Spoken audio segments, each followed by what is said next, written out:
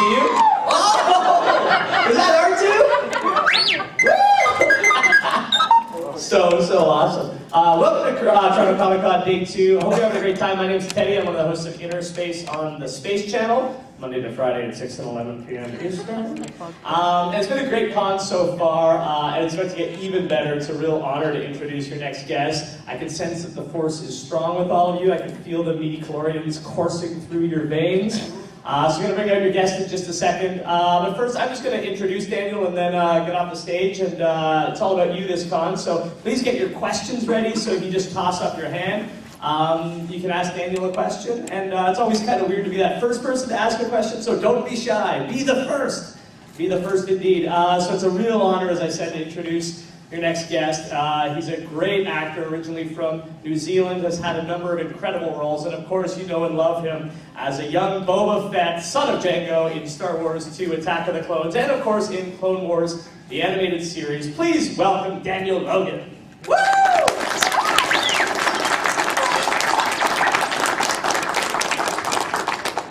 There you go, man. Appreciate it. So, Star Wars came by, and it was very funny because I grew up in a family of 6, where it went boy, girl, boy, girl, boy, girl. And ultimately, every big brother was older than the little sister, but every little sister ultimately had the choice of what they wanted to watch. And the big brother just kind of went by and made sure that was safe. So my agent gave me a call screaming, "Oh my God, oh my God." I still remember it, it's hilarious. Couldn't really breathe. So I'm like, well, hang on, breathe. What's going on? Like, take a second. She's like, "I got you an audition." I'm like, what? She said, "An audition for Star Wars." I'm like, okay, cool, whatever. Send me the script, I'll go for the audition. She just tell her over the phone, what? No, this is Star Wars. I mean, if you get this, this will change your life forever.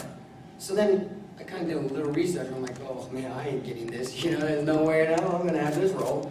So I was pretty much, I got myself prepared to be the guy who said, well, I auditioned for that kid role in Star Wars. And I was gonna be able to forever tell people, like, well, I auditioned for that role. I auditioned for Star Wars.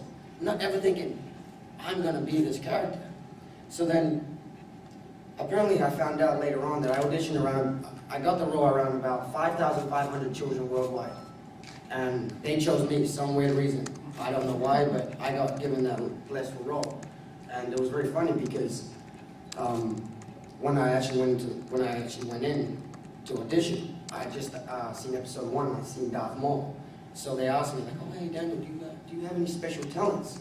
So I figured I might as well lie right now because I got nothing to lose. Well, in my country, we in New Zealand we have a thing called the taiaha, which is a stick, which is kind of like the bow staff or Darth Maul's lightsaber. So I thought I was going to be Darth Maul, you know. So I'm like, well, I can do the taiaha. So then, knowing that we're in a 5-star hotel, there's not going to be a stick living on a broom or anything in this place. So I figured, well, I could get away with the lie. So she's like, well, okay, Daniel, well, could you show me what that looks like? I'm like, well, what do you mean? She's like, well, you know, just pretend like you had the stick in your hand and show me kind of what it looks like. So like the Star Wars kid on YouTube, there I was, in this hotel room, doing all these weird moves, you know, running around. This lady was just sitting there filming me, laughing around, probably, you know, like, oh my God, this kid is hilarious, look at him, he's just making a fool of himself. So, I did that, nothing ever heard for 2 months. I'm playing PlayStation with my brother. Well, we used to love Grand Theft Auto. He used to like doing the missions, but I was ADHD, so I used to just run around, steal the cars, you know, killing people, doing this, you know, doing that. Not really playing the game to how it really should be, because you could just play that game forever and not do anything. So he finally got sick and tired of it, and usually he beat me up. This time, he just figured, you know, I'll play the other card. So as I'm messing around, not doing the game, he turns to me and goes, hey bro, I'm like, yeah, he's like, you got Star Wars. Within a second, man, you just see, what? Throw the controller up in the air, you know, he grabs the controller, well, I got the controller now. So I went to run, I got up to run, and, oh my God, to tell everybody. Well, as I was running out the room, he's like, hey, now get back here. And I'm like, well, what? He's like, no, you can't tell Mom. She told me not to tell you. And I'm like, well, what do you mean? She goes, well, apparently the Star Wars guy said it seems like you got a big mouth and they don't want anyone to know, so you're not allowed to be told. And I'm like, I have a big mouth? No. So then I wasn't allowed to tell anyone for a month. But I knew that if I did tell, my brother would beat me up, and then I was kind of in a rut anyway, you know? So that's what kind of kept my mouth shut. Well, about a month went by, and my mom called me into the kitchen. And whenever my mom called me in the kitchen on the table, I always had done something wrong. So she's like, son, come sit down on the table. Very high woman, you know, from England. Crazy. I never talk trash on her because she always finds out. She calls me to the table, sit down, she's like, son, you got Star Wars? I'm very proud of you. And I'm like, okay, thanks. You know, at the table, and she just looks at me like, what do you mean just thanks? Like, you should be over the moon. But because a month earlier I'd already had that experience, I kind of just, you know, I'd already been living through it for a month without her knowing. And then I realized, well, now I'm going to get beaten by her.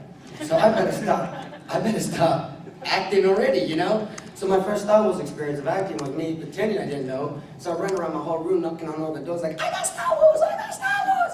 And they're like, yeah, we know, shut up, we know, yeah, we know you know, so shut up, you know? So I ended up, that's how I ended up finding out about Star Wars.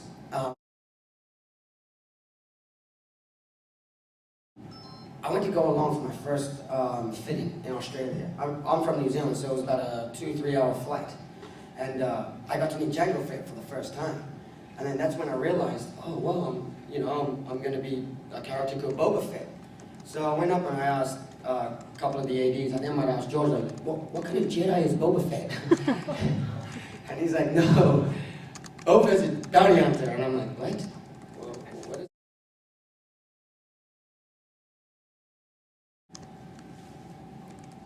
Ewan McGregor was my best friend on set. Ewan and I were just like two peas in a pod. I mean, he was the coolest guy on set. I mean, just most down to earth. From the first time I met him when I did my first scene where him and Tony Weed come to the house, I open the door and I have to do that funny face. Well, what happened was, George Lucas ended up trying to tell me, I was going to say tell this kid, tell me, that I want you to do a face like a suspicious person's come to your house. I couldn't get the face right. All these weird faces.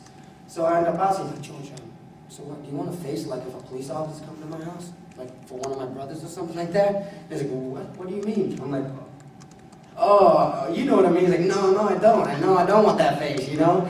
Like, oh, yeah, that's good. Just told him my brothers have the police coming for them all the time, you know? Like, what do I have working for me now, you know? But I couldn't get the face. You just told me, Daniel, do a face like I did a very smelly fart. Can you do that? I'm like, yeah, I can do that, no problem. So I did it. But as I'm doing it, my nostrils move like I'm smelling the fart at the same time. But because it's so close up on my face, you can see every movement from my eyebrow moves to everything. So everyone just starts bursting out laughing, and George calls, cut, you know, he's like, oh my God, oh, come over here, Daniel, come over. He shows me the monitor. So as I'm looking, he's like, look at this. I'm like, well, isn't that the face you wanted? So he rewinds it back, puts it play, and then he slows it down a little, and he's like, all right, I love the face, but just watch the nostrils. So as he's going on slow-mo, you just see my nostrils like, trying to smell it, you know, it's like, I love it all, just without the nostrils. Everything besides the nostrils. So like for 9 takes after that, I'm just sitting there like, and then as I'm getting that face, Ewan would come in like, and we would burst out laughing. And this was one of the times where I was telling you my mom was in the room, you know, and I could just feel this heat sensing come from her eyes, you know, and like, although I was having a bunch of fun with you, and I was kept looking over at my mom like, like, you know, I was always a little nervous because I knew, man, I gotta go home with her, you know? So, after that, we just became very close. So George comes in, he's like, get him in his outfit, you know, I've got one more scene. So we're walking back in the studio, and he's like, okay, I need you to, I just want you to grab the helmet, okay, and just basically, I'm gonna need you to kneel on one knee, put the helmet to your head, hold it for a second, and then put it back down. Can you do that? I'm like, yeah, of course I can do that, no problem at all. So, I don't listen at all, you know. You tell me to do one thing, I'll do it the one way, but my way, you know. So, I go down, and I squat like if I'm taking a number 2. And I don't know why I did that, but I did it. And he didn't say anything else, so I go down and I grabbed the helmet and...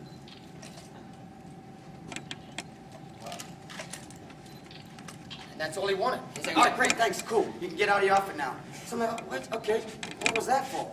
So when it actually came to watching the movie, I never realized Jango Fett got his head chopped off. I didn't even know why I had to put the helmet to my head.